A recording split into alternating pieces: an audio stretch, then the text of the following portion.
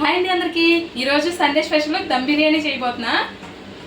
ఈ కొత్త కుక్వేరు తీసుకున్నా, స్టీల్ది. చాలా అంటే చాలా మందంగా ఉంది. ఈరోజు దమ్ బిర్యానీ దీంట్లోనే చేయబోతున్నా. ప్రాసెస్ ఎలాగా ఏంటి అనేది మీకు కూడా చూపిస్తానే. ఫస్ట్ అయితే దీంట్లో చికెన్ ఉడకబెడుతున్నా కర్రీ కోసం. ఇది పొయ్యి మీద వేస్తే ఉడుకుతూ ఉంటుంది కదా. ఫస్ట్ అయితే వాష్ చేసుకున్న చికెన్ కుక్ చేస్తాం. చికెన్ వేసేసా ఫస్ట్. ఇది ఉడికేలోపు దమ్ముకి ఈ చికెన్ కలుపుకుందాం. దమ్ము కలుపుకోవడానికి కోసం ఫస్ట్ కొంచెం చికెను, అల్లం వెల్లుల్లి పేస్ట్, అలాగే కొంచెం కారం, కాస్త ఉప్పు, ఒక 2 టేబుల్ స్పూన్స్ పెరుగు, కొంచెం నిమ్మరసం. ఇక్కడ చిన్న మిస్టేక్ చేశాను, పసుపు వేయడం మర్చిపోయాను. ఇప్పుడు ఒకసారి కలిపేసిన తర్వాత పసుపు వేస్తా.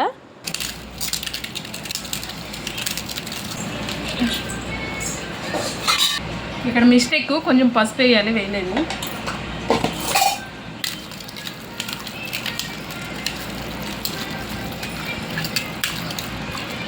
ఈ కలిపింది ఒక పావు గంట పాటు మూత పెట్టేసి ఉంచేద్దాం. ఇందాక చికెన్ పొయ్యి మీద వేసేసాం కదా. ఇప్పుడు బిర్యానీ కోసం ప్రిపేర్ చేసుకుందాం. బిర్యానీ కోసం నేను 1/2 kg బాస్మతి రైస్ తీసుకున్నాను. ఇవి శుభ్రంగా వాష్ చేసి వచ్చిన తర్వాత ఇట్లా ఏమేమి వేయాలి అనేది చూపిస్తా. వాష్ చేసి తీసుకొచ్చుకున్నాను రైస్. వాటర్ కూడా పోసేసి,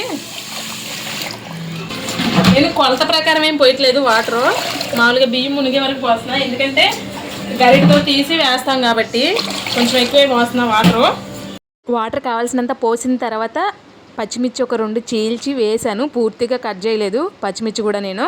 అవి వేసిన తర్వాత ఈ బిర్యానీ స్పైసెస్ అన్నీ కూడా వేసాను. బిర్యానీ స్పైసెస్ అంటే లవంగం, చెక్క, దాల్చిన చెక్క, అనాస పువ్వు, జాపత్రి, మరాఠీ మొగ్గ, బిర్యానీ ఆకు, ఇవన్నీ కూడా వేసి ఒక 1/2 గంట పాటు మూత పెట్టేశాను.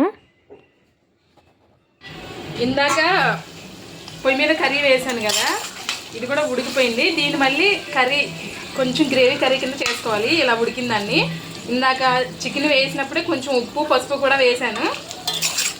ఇది వేరే గిన్నెలో తీసేసి బిర్యానీకి ప్రిపేర్ చేసుకుందాం. ఉడికిన చికెన్ వేరే గిన్నెలో పెట్టేసి మళ్ళీ అదే గిన్నెలో కాస్త ఆయిల్ వేస్తున్నాను దమ్ బిర్యానీ కోసం. ఇందాక పెట్టుకున్నాం కదా, ఈ గిన్నె కూడా పెట్టేసుకుందాం. కొంచెం నెయ్యి కూడా వేసాను నూనెతో పాటు. ఫస్ట్ ఆనియన్స్ వేస్తున్నా. ఆనియన్స్ ఎర్రగా ఫ్రై అయిపోయిన తర్వాత బిర్యానీలో వేసేవన్నీ కూడా వేసుకోవాలి.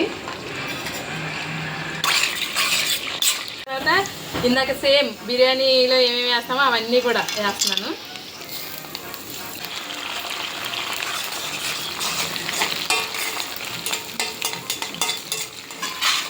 నేను ఫ్రైడ్ ఆనియన్స్ అసలు విడిగా అనేది వేయను, ఇలా కలిపేసే వేసేస్తా. కొంతమంది ఏం చేస్తారంటే ఫ్రైడ్ ఆనియన్స్ పైన వేసుకుంటారు, ఎవరిష్టం వాళ్ళది. నేను ఎప్పుడు చేసినా ఇలాగే చేస్తా.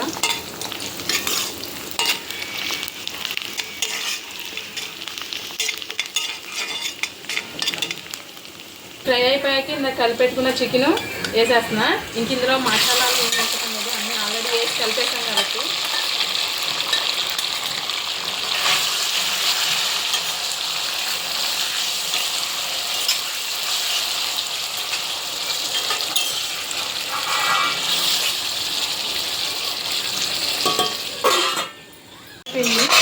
రైస్ కూడా బాగా ఇందాక పక్కన పెట్టుకున్నది కొంచెం ఉడిపోయింది. ఇది మళ్ళీ పైన వేసుకుంటామని చెప్పి కొంచెం తీస్తున్నా.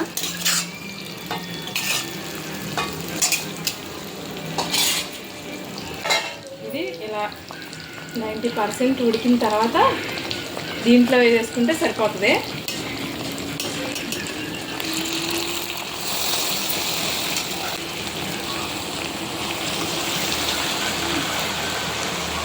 నైంటీ 90% ఉడికిన బాస్మతి రైస్ని ఇలా స్టెప్ బై స్టెప్ వేసుకుంటూ వచ్చాను. మధ్యలో మళ్ళీ కాస్త కరివేపాకు వేసి, మళ్ళీ కొంచెం కొత్తిమీర వేసి, మళ్ళీ కొంచెం రైస్ వేసాను. ఈ మధ్య మధ్యలో కావాలంటే ఫ్రైడ్ ఆనియన్స్ కూడా వేసుకోవచ్చు, కాకపోతే నేను ఎప్పుడు వేయలేదు. ఎప్పుడు కూడా అలా చికెన్ వేసే ముందే వేసేస్తా ఆనియన్స్. అలా అలవాటు నాకు బిర్యానీ చేయడం. ఈ కొత్తిమీరతో పాటు పుదీనా కూడా ఉంటే ఇంకా బాగుండేది. పుదీనా రెడీగా లేదు, చెప్పడం మర్చిపోయా. మన ఆడవాళ్ళకు ఉన్న అలవాటే కదా, ఏదో ఒకటి మర్చిపోతూ ఉంటాం. ఇలా మధ్యలో కొత్తిమీర వేసిన తర్వాత మళ్ళీ రైస్ వేసి ఇందాక తీసి పెట్టుకున్న చికెన్ ఉంది కదా, ఆ చికెన్ కూడా వేసేసాను. ఆ చికెన్ వేసిన తర్వాత మళ్ళీ ఆ పైన కాస్త రైస్ వేసాను, కొత్తిమీర వేసి రైస్ వేసాను. ఈ ఎండలు బాగా ఎక్కువగా ఉన్నాయని కాస్త స్పైసెస్ తగ్గించే వేసాను నేను బిర్యానీలో. వేయడం అంతా అయిపోయిన తర్వాత లాస్ట్న ఏం చేశానంటే, ఇందాక బాస్మతి రైస్ ఉడికిన వాటర్ ఉన్నాయి కదా, ఆ వాటర్ కొంచెం తీసి పెట్టుకున్నాను, అవి వేసాను చుట్టూరు కూడా. ఎందుకంటే గమ్మున అడుగు అంటకుండా ఉంటుందని చెప్పి వేసాను ఆ వాటర్ అనేది. వాటర్ వేసిన తర్వాత కొంచెం సేపు పాటు మూత పెట్టేశాను. మూత పెట్టిన తర్వాత తీసి చూస్తే బిర్యానీ రెడీ. ఇది ఇప్పుడు వేరే గిన్నెలోకి తీసుకోవాలి. వేరే గిన్నెలోకి తీసి పెట్టుకున్నాక 2 బొగ్గులేసి నుప్పులు చేసిన తర్వాత ఇలా ఆ నుప్పుల మీద నెయ్యి వేసుకొని కొంచెం వెంటనే మూత పెట్టేసుకుంటే చాలా బాగుంటుంది.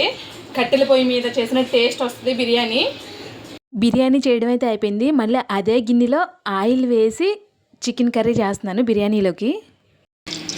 ఆయిల్ వేసుకున్న తర్వాత కొంచెం కాగిన తర్వాత ఈ ఆనియన్స్ వేసేస్తున్నా. గ్రేవీ అంటే మరి ఎక్కువగా గ్రేవీ కూడా కాదు, కొంచెం ఫ్రై లాగా కొంచెం గ్రేవీ లాగా అలా చేస్తే బాగుంటుంది కర్రీ.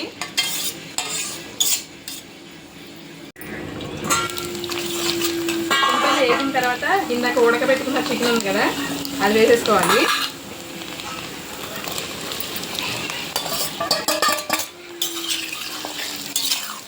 కొంచెం ఉప్పు కొంచెం వేస్తున్నా. ఇందాక ఆల్రెడీ చికెన్ ఉడికేటప్పుడు కొంచెం ఉప్పు పసుపు వేసి ఉడకనిచ్చాను. ఇది ఎందుకు ఉడకబెట్టి చేస్తున్నానంటే, ఇలా చేయడం వల్ల కర్రీ అనేది టేస్ట్ చాలా బాగా వస్తుంది. అందులో ఇప్పుడు నేను చేసే కర్రీ పెద్ద బాయిలేర్ అంటారు కదా, ఆ కర్రీ చేస్తున్నా. అది కొంచెం గట్టిగా ఉంటుంది కాబట్టి ఉడకబెట్టి చేసుకుంటే ముక్క అనేది మెత్తగా ఉంటుంది. తర్వాత కొంచెంసేపు వేగిన తర్వాత అల్లం వెల్లుల్లి పేస్ట్ కూడా వేస్తాను.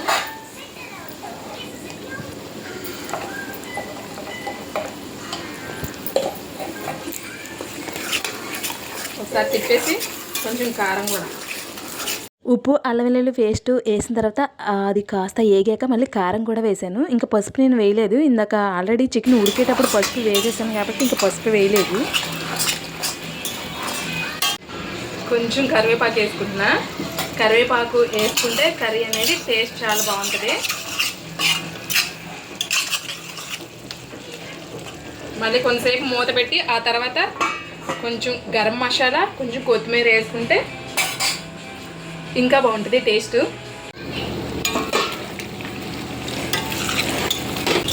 కర్రీ అయితే రెడీ అయిపోయింది. మరీ గ్రేవీగా కాకుండా చక్కగా, మరీ ఫ్రై లాగా కాకుండా కొంచెం గరం మసాలా వేసుకున్నాం. ఇప్పుడు నేను వేసిన గరం మసాలా ఇంట్లోనే నేనే తయారు చేసుకుంటాను. ఆల్రెడీ ఈ గరం మసాలా ఎలా చేశాను అనేది షార్ట్ వీడియో కూడా పెట్టాను నేను.